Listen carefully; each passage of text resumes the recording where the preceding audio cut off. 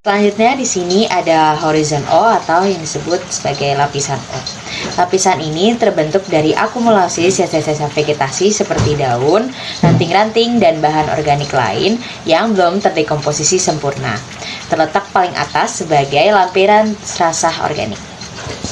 Selanjutnya di sini ada horizon A, merupakan lapisan atas tanah paling subur yang mengandung bahan organik dari pelapukan horizon O. Aktivitas makhluk tanah juga berperan di sini, banyak akar dan mikroba.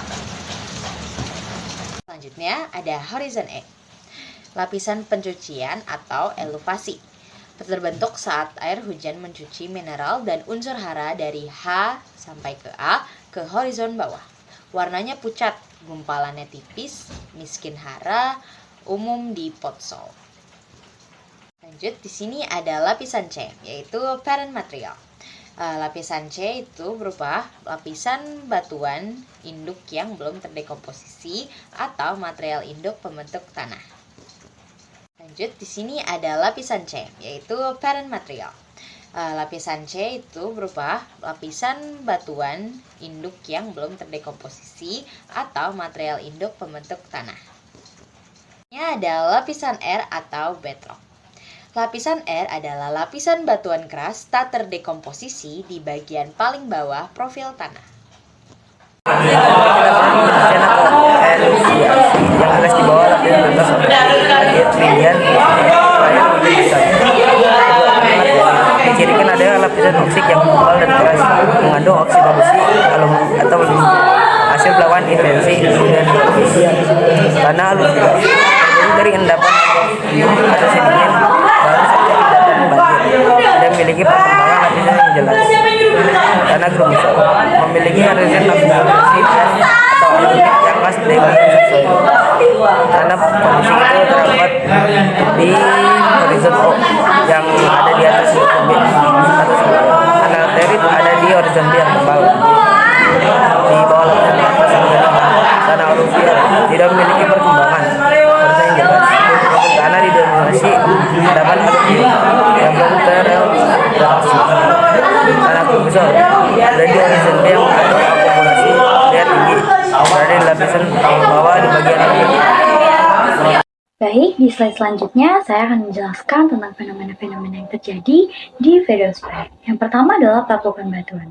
Pelapukan batuan adalah perubahan batuan menjadi material yang lebih halus akibat pelapukan fisik, kimiawi, maupun biologis. Contohnya adalah granit yang melapuk menjadi pasir dan tanah liat. Yang kedua adalah pencucian hara. Pencucian hara adalah hilangnya unsur hara tanah yang terlalu oleh air ke lapisan bawah, umumnya terjadi di daerah bercurah hujan tanah basah.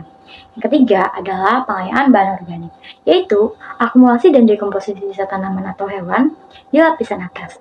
Aktivitas organisme tanah juga menyumbang bahan organik ke tanah, juga meningkatkan kesuburan tanah.